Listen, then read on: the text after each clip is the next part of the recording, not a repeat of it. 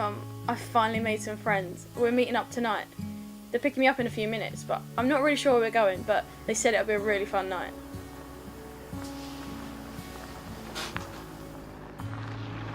I know what you're thinking. I'm a 17-year-old and I talk to a photo frame. Silly, isn't it? It comforts me. It comforts me to know that she's still here. I tell her everything. She was my best friend. And nights like tonight don't come around that often. Actually, they never do. I've never been someone who had many friends, ones that didn't exist in my imagination anyway. And finally, a group of people from school have invited me out with them. How could I say no? Honestly, I didn't really know them, but they seemed okay. Okay enough to want to hang out with someone like me anyway. You're probably thinking, what are you doing? You're getting in a car with people you don't even know. But for me, it was nice. I hadn't been out since my mum passed away last year, and anything sounds better than having to build another puzzle with my dad. When I got in the car, I expected there to be music playing and laughter. But it was silent. No one was talking. No one even said hello. It was strange.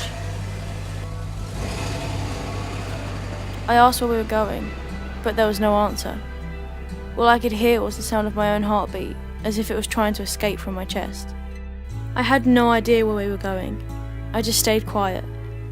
I just told myself I was being paranoid, and that this was normal. Maybe they were surprising me, or something. I had nothing to lose. We went to this park. I don't even know where it was. We pulled up, and I noticed there was this dark black figure standing in front of the car. Everything was just so mysterious. I wanted to ask what was going on, but I didn't. I should have just got out of the car and walked away, but I didn't.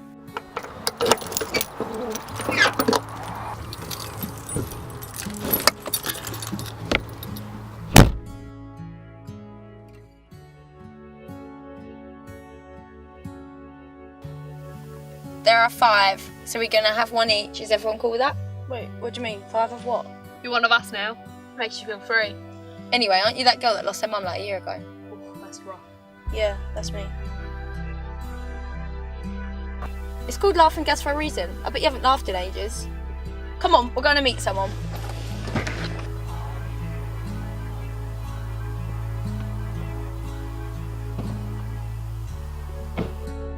It was like everything was happening in slow motion. Like the world was giving me a chance to walk away, but I didn't take it. I was scared if I did, they would run after me. She had a point. I hadn't laughed in what felt like forever. I imagined what a world would be like where I didn't have to wake up every day and feel like a piece of me was missing. Or having to put on a brave face every day. And it sounded so good. It was everything I'd wished for. You first. And suddenly, the idea that was in my imagination came true. After that night, everything was different. I didn't want to go back to being this depressed girl who sat in her room and spoke to a photo. I wanted to be outside, living my life without any worries holding me back. It was as though I could put on this costume. I could put on this mask to cover up how I felt on the inside. Only, I never wanted to take it off. A huge weight was lifted from my shoulders every time I took it. I was happy. For the first time in a year, I was finally happy.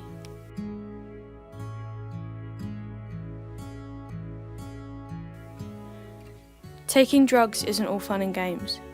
I remember thinking to myself, what am I doing? Truth is, I didn't know.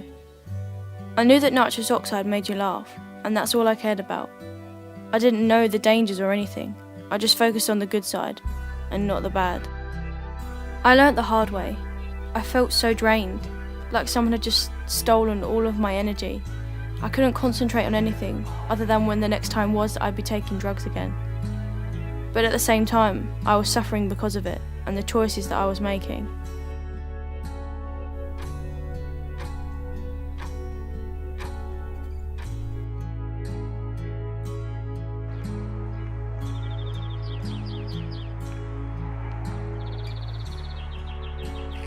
I just kept feeling dizzy and I couldn't make it go away. There was one thing that I realised, after everything. I hadn't even told my mum, like I was ashamed about it. So then I thought, if I'm ashamed, why am I still doing it? I know that life will never be the same without her, but at the same time, taking drugs is never going to bring her back. I also haven't told my dad, for the same reasons. I know that he'd be angry. So I lie and say that I'm going out for a walk or whatever I can think of at the time. This is not the person I want to become. So if I don't stop and get help for myself now, my addiction's just going to get worse. Hiya, is it Grace? Yeah. Oh, well done. Come in. I've never been so scared in my life, but I know that coming here, to Essex Young People's Drug and Alcohol Service, is the right thing to do.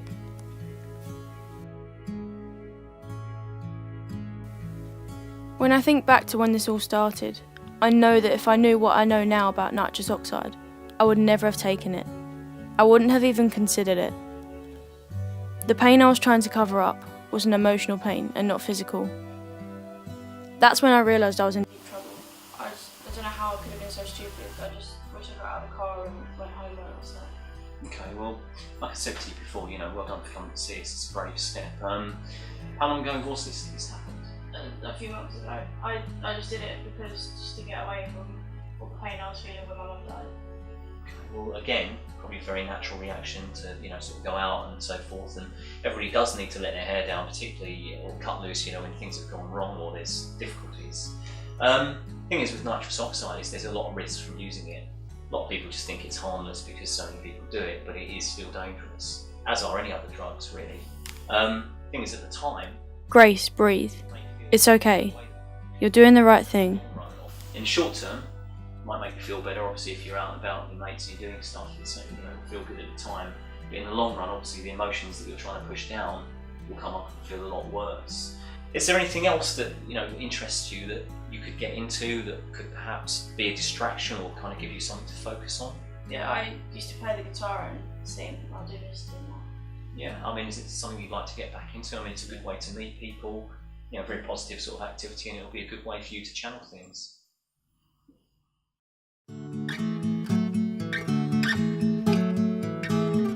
Dear Ipdas, I just wanted to say a huge thank you. You've helped me get my life back on track. I don't feel as lost as I did before, which is great. I've been clean for 4 months now, which I think is amazing. I've started to take part in local stage productions, which I'm really excited for, and I'm loving every minute. And it's all thanks to you. All the best, Grace Parker.